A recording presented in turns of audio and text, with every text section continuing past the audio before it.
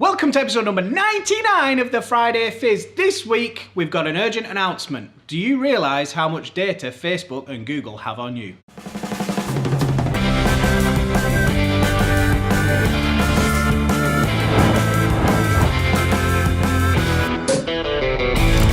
Some big news on Facebook and Google. Obviously, we had the outcry last week from Facebook and the campaign #DeleteFacebook. That was all very interesting, but there's been some further developments this week, Sam. There was the headlines about how much data they're collecting on you and stuff, and people are scared. But this techie has come out and basically revealed how much, particularly Google, collects on you. Who's this techie?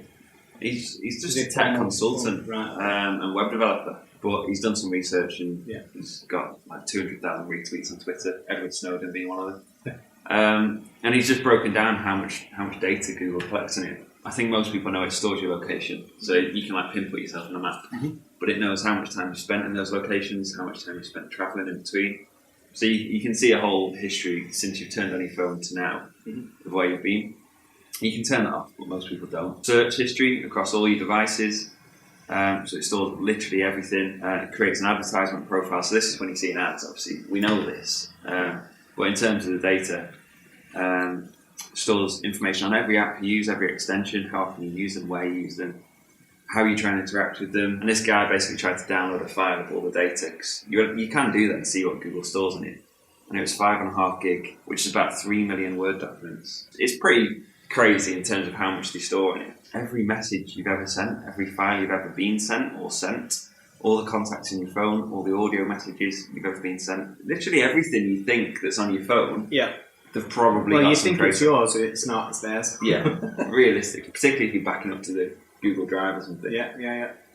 They've got it. Or whatever, yeah. Is this a problem? I think they store more than is necessary, and I think that's wrong.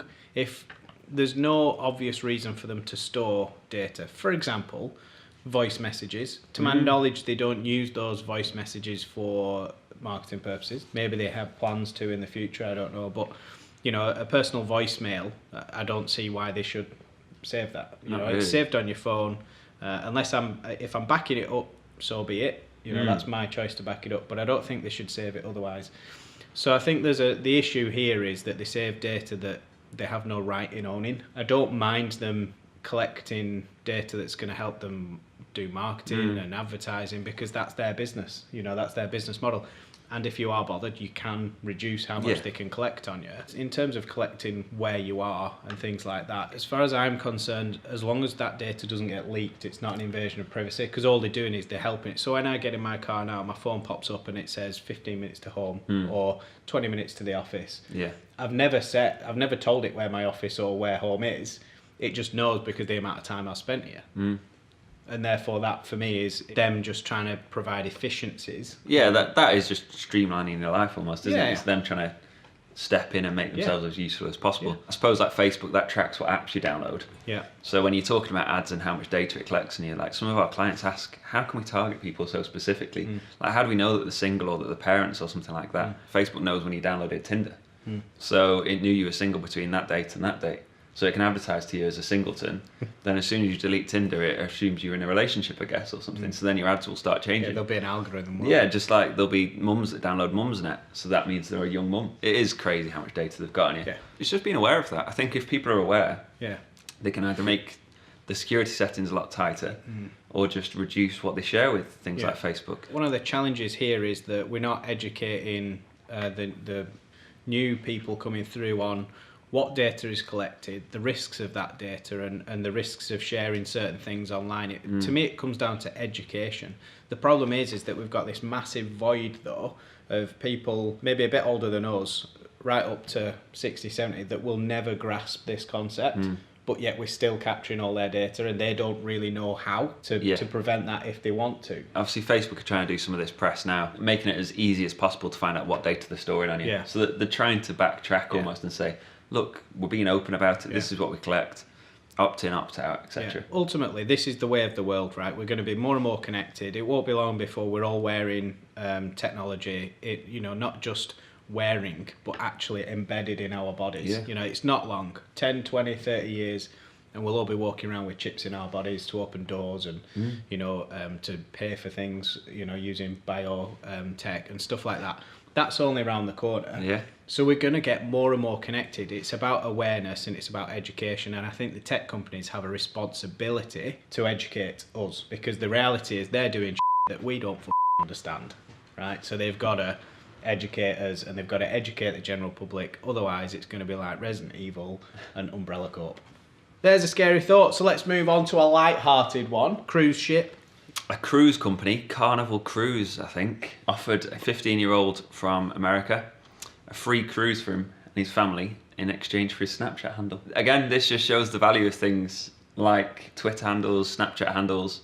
And what was the handle? It was Carnival Cruise, So which why is, did he is their register brand. that? About 5 years earlier, when he was on a cruise with Carnival Cruise, he'd set up this Snapchat account to share, like, obviously snaps of his Right, cruise. of his actual cruise. Yeah. Right, got you, So yeah. all he was doing was sharing snaps Yeah. of his experience, which was promotion for them at the time, but obviously I guess he's not really using it now, or Yeah. if he is, it's an irrelevant name to him and all his mates. Apparently he had a knock on the front door, opened the front door, and there was a massive truck outside with his name on the side. And yeah, it was offering him a free cruise for him and his family. But great PR for the cruise liner for going above and beyond. Like they've put the print on this truck. Yeah, they've not sent him an outside. official solicitor's letter No, saying, exactly, yeah. Please can we have your Snapchat handle? Yeah, because If it's so, a we'll breach give you a of cruise. it's a breach of copyright or whatever. Which you see sometimes, and like that kind of official approach just doesn't go down well, does it? You put your guard up straight away, and you're probably more reluctant. Yeah. Whereas this, it was all fun. Did he go for it? Yeah. $3.5 grand worth of a cruise. See, I'd have held out for more though. Well, if they're that committed to it, then you'd let's If they've get a gone to the lifetime. trouble, of yeah, the exactly, cruises. yeah. One a year. Yeah. and let me take over the Snapchat handle for the week that I go on it. Fair play. Well done to Carnival Cruise. Appreciate anything like that. Anyway, on to football. England played twice since... Oh, no. Was it? Yeah, twice since the last episode. I was disgusted to see that Pope wasn't played in. He's not going to get a chance now, is he? Like they were the two played friendlies. really well as well, Yeah. the two keepers. Yeah, they did, to be fair. The one thing that I think I can maybe understand Southgate is that the distribution from those two keepers is better. Yeah. Like Pope I think might it be was a better Butland shot against stopper. Italy. He was just pinging them all Yeah, over the superb. Yeah, great superb. distribution.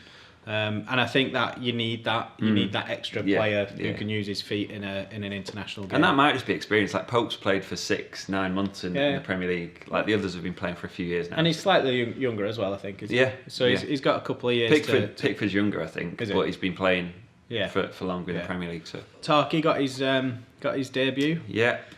An unfortunate debut. I thought he played really well. Yeah. And then he went and stood on a player's foot and gave a penalty. It was harsh that though, wasn't it? Like that wasn't a VAR. That shouldn't have been VAR, I'm all for video technology, but this stupid thing that the referee has to run to the halfway line, this guy fuddled. That's it. It looked like he'd already started packing up. Yeah. Like, oh, it's nearly the end. I'll start packing up he now. starts Get off. pulling this TV screen up, and then the referee's watching this screen, and he makes a decision to turn it over. I think you're right. The rules are that it has to be an obvious opposite of the decision he made. And for me, that could have gone either way. I guess by the letter of the law, he stood on his foot. But he wasn't making a challenge. He was literally just running, and his foot landed on top of the other guy's trailing foot because he was already on the way down. I don't know. Was it a penalty? You tell us. I don't think it was. As long as you're not a Blackburn fan. All in all, England played okay. I enjoyed the second game. The first game I felt was a bit boring. But the second game, I thought it was quite an entertaining game. Italy played though. Just hope England not come up against a good team. I think we should get out of the groups, and then anything above that is a bonus, really. Yeah, and I think hopefully if we're going with that expectation, that's all they deserve. I don't think we expect much more now. We've had too many years of pain. Yeah. I wonder have we got an official song? Thanks for watching. Don't forget to like, comment, and share. And also, should that have been a penalty?